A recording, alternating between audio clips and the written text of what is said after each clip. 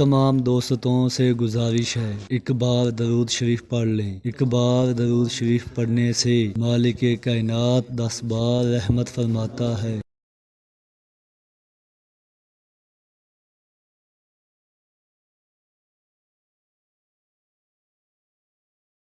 مریض پر گزشتہ 20 منٹ سے جھکا ہوا ڈاکٹر سیدھا ہو کر مڑا۔ چند ثانیہ توقف کے بعد عاشق حسین کے کندھے پر ہاتھ رکھتے ہوئے مغموم لہجے میں کہا، بزرگوں، ہم نے اپنی پوری کوشش کی۔ زندگی اور موت خدا کے ہاتھ میں ہے، کسی بھی وقت کوئی بھی معجزہ رونما ہو سکتا ہے، مگر مرض اتنا پرانا تھا اور شنوتیوں نے مرض کو اتنا بگاڑا تھا کہ مریض کے بچنے کی اب کوئی امید نہیں۔ بامشکل 13 گھنٹے جی سکے گا۔ عاشق حسین نے نیلی آنکھوں سے جو باکثرت رونے سے لال ہوئی تھی ڈاکٹر کی طرف دیکھتے ہوئے کہا، ڈاکٹر صاحب، کیا میرے نوجوان بیٹے کے بچنے کا کوئی امکان نہیں ہے؟ ڈاکٹر نے تاسف کے ساتھ کہا، مجھے انتہائی افسوس کے ساتھ کہنا پڑ رہا ہے کہ شاید ہی ہم آپ کے بیٹے کو بچا سکیں۔ اچھا ڈاکٹر صاحب، ہمیں اجازت دیجیے کہ ہم گھر کی راہ دیں۔ عاشق حسین نے ڈاکٹر کو مخاطب کرتے ہوئے کہا۔ ڈاکٹر نے حیرت سے کہا، بزرگوں، آپ کے بیٹے پر جان کمی کی طاری ہے، وہ جان دینے کے قرب میں مبتلا ہے۔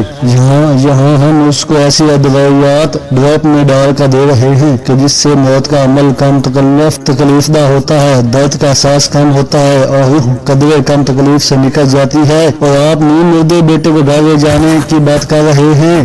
عاشق حسین نے افسردگی کے ساتھ کہا، ڈاکٹر صاحب، آپ موت کی تکلیف کی بات کر رہے ہیں، لیکن آپ زندگی کے درد سے واقف نہیں ہیں۔ کبھی تو غریب رہ کر زندہ رہنے کا تجربہ کر لیجئے، کبھی تو غریب مر کر دیکھ لیجئے۔ آپ کو کیا پتا، غربت کی زندگی اور غربت کی موت کسی محشر سے کم نہیں ہوتی۔ ہمیں اسپتال سے جانے کی اجازت دیجیے، سرکار پر مزید بوجھ نہیں ڈال سکتے۔ ڈاکٹر نے غصے ہو کر کہا، یہ تو تم لوگوں کی جہلیت ہے۔ پہلے جوان بیٹے کو خود ساختہ ڈاکٹرز، حکیموں اور پیروں فقیروں سے علاج کرواتے ہوئے موت کے منہ میں دھکیلا، ایک سادہ عام سی بیماری کو اتنا پیچیدہ کر دیا کہ بیچارہ اس دنیا سے رخصت ہو رہا ہے اور اب اسے چین سے مرنے بھی نہیں دے رہے ہیں۔ کیا یہ آپ کا فرزند ہے یا دشمن؟ عاشق حسین نے پھوٹ کر روتے ہوئے کہا، ڈاکٹر صاحب، اگر یہ چین سے مر گیا تو دنیا والے مجھے چین سے جینے نہیں دیں گے۔ میرے بیٹے کی دردناک موت میں میری آبرومندانہ زندگی چھپی ہوئی ہے۔ ہمارے گاؤں تک بس کا کرایہ 120 روپے ہے اور ایمبولینس والے 6000 مانگتے ہیں۔ بس والے میت کی ٹکٹ نہیں کاٹتے اور نہ ہی مردے کو سیٹ دیتے ہیں، البتہ راستے میں اگر سواری مر جائے تو لاش کو اتارنے کا نہیں کہتے۔ آپ نے 13 گھنٹے مزید زندہ رہنے کا کہا ہے اور یہ تجزیہ و تکفین کے لیے مناسب وقت ہے۔ ایمبولینس کا کرایہ آخری رسومات پر خرچ کر دوں گا اور بس میں انشاءاللہ اس موت بھی جلد آ جائے گی، جانکاری کا عذاب دوانیہ بھی کم ہو جائے گا۔ ڈاکٹر یہ سب کچھ سن کر سن رہ گیا، بنا کچھ کہے چل پڑا۔ عاشق حسین بیٹے کو ٹکٹکی باندھے اس وقت تک دیکھتا رہا جب تک آنکھوں میں امڑتے ہوئے آنسوؤں نے اس کا چہرہ ڈھانپا نہیں تھا۔ اتنے میں نرس نے آ کر عاشق حسین کو ڈسچارج سلپ تھماتے ہوئے کہا، بابا جی، آپ مریض کو لے کر جا سکتے ہیں۔ عاشق حسین بجل دل اور شکستہ خوردہ قدموں کے ساتھ گاؤں کی طرف چل پڑا۔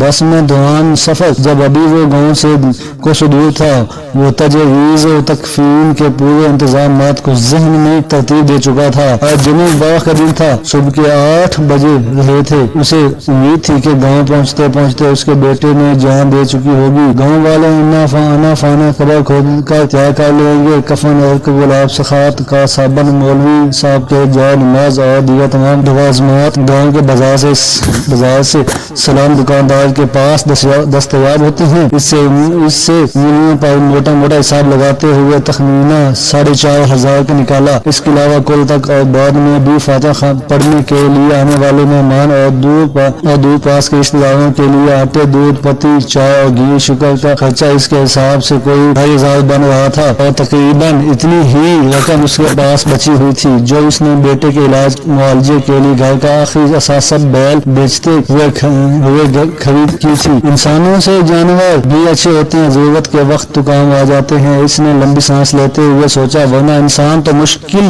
میں بھی موڑ لیتے ہیں اور خواہ مخواہ کے لیے اشرف المخلوقات بنے پھرتے ہیں، ورنہ کہاں جانور اور کہاں انسان۔ جو گاؤں قریب آتا جا رہا تھا تو اس کی پریشانی بڑھ رہی تھی۔ اس نے جنازے کا وقت ظہر کی نماز ادا ہوتے ہی طے کیا تھا اور مغرب تک ساری رسومات ادا ہو چکی ہوں گی۔ مغرب پڑھنے کے بعد مسجد میں گاؤں والوں اور مہمانوں کو جو کھانا اس نے دینا تھا اس کا انتظام اس نے نہیں ہو پا رہا تھا۔ کسی سے ادھار دینا تو ناک کٹنے کی والی بات تھی۔ چلو چلو بھر پانی میں دو مانی کا مقام تھا۔ شرم کی بات تھی، زندگی بھر گاؤں والے تانا دیتے کہ بیٹے کی ادھار رفع بنایا تھا، مسکینوں کی طرح زمین میں گاڑا تھا۔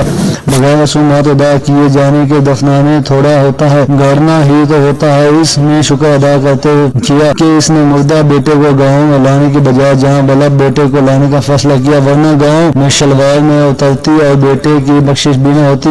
گلابوں کمہار کے ساتھ یہی تو ہوا تھا۔ بیوی کی موت پر جنازے کے بعد نہ مولویوں میں سخاوت بانٹ سکا اور نہ ہی امام مسجد کو جائے نماز خرید کر دے سکا اور نہ ہی تدفین کے بعد لوگوں کو کھانا کھلا سکا۔ مولوی صاحب تو صاف بات کرنے کے عادی تھے، انہوں نے تو برملا کہا تھا کہ گلاب کمہار کی بیوی کی بخشش نہیں ہوگی، اور اگر پھر بھی کوئی نیکی کام آ گئی اور بخشش ہو بھی گئی تو عذاب قبر تو تک قیامت پکا ہے۔ بیچارہ گلاب کمہارا بیوی جانمی اور وہ بھی آج تک کسی سے آنکھ ملانے کا قابل نہیں ہے۔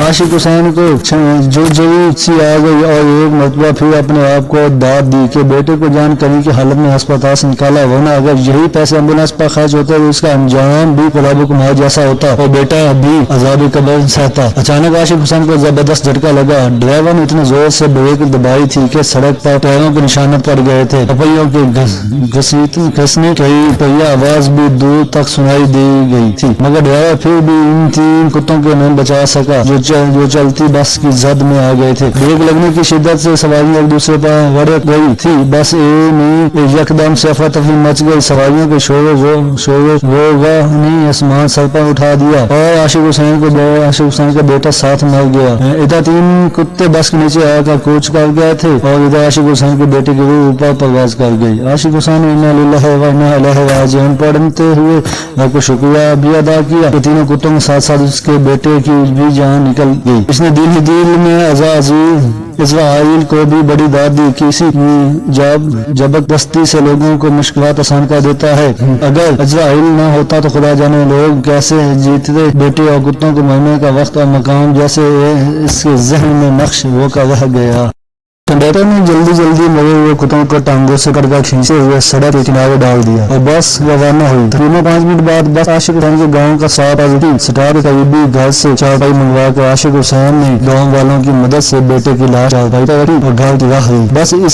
بس اس گاؤں کے واحد سواریوں کو اتارنے کے بعد دھواں اگلتے ہوئے اور وہ کی آوازیں نکالتے ہوئے اگلی منزل کی طرف اڑنے لگی تھی۔ عاشق حسین نے گاؤں والوں اور رشتہ داروں کے حوالے تجویز و تقریم کے انتظامات کرتے ہوئے چھوٹے بھائی کو ساری نقد رقم بھی ہاتھ میں تھما دی۔ خواتین کے بہن اور گاؤں والوں کے باآواز بند انتظامات بارے باتوں کے دوران عاشق حسین نے ایک بڑی بوری میں ایک عدد کلہاڑی، تیز دھار والی چھری اور کام والے ملے اور پوشیدہ کپڑے رکھ کر خاموشی کے ساتھ نکل گیا۔ تھوڑی دیر بعد وہ جائے حادثہ پر موجود تھا۔ سڑک پر ویرانی چھائی ہوئی تھی۔ وہ جلدی مرے ہوئے کتوں کو ٹانگوں سے کھینچتے ہوئے سڑک کنارے گنے کے کھیتوں میں اندر تک لے گیا۔ بجلی کی اسی سرحد کے ساتھ اس نے کتوں کو کاٹ کر بوری میں ڈالا اور کپڑوں کے اوپر پہنے ہوئے میلے اور خون آلودہ ملبوس کو اتار کر ماچس کی تیلی سلگا دی۔ گھر داخل ہو کر اس نے بڑی بیٹی کو گوشت حوالے کر کے میت کو کھانا تیار کرنے کے بارے میں اچھی طرح سمجھایا اور باہر نکل کر فاتحہ کے لیے آنے والوں میں گل مل گیا۔ تقریب بھی شان سے ہوئی، 4 پیٹی صابن بانٹا گیا اور آئے ہوئے تمام مولویوں میں جائے نماز، سفید ٹوپیاں اور تسبیحیں بھی تقسیم کی گئی۔ مغرب کے بعد سارے گاؤں کو مسجد میں چھوٹا گوشت کھلایا گیا۔ گرم تندوری روٹی کے ساتھ سب نے پیٹ بھر کر کھایا۔ خوب واہ ہوئی، سب نے لذت کی تعریف کی۔ عاشق حسین مطمئن تھا کہ انشاءاللہ میرا ایسا کھانا گاؤں میں کسی کے باپ نے بھی اب تک نہیں دیا ہوگا اور نہ ہی آئندہ 100 سالوں میں کھلایا سکے گا۔ عاشق حسین نے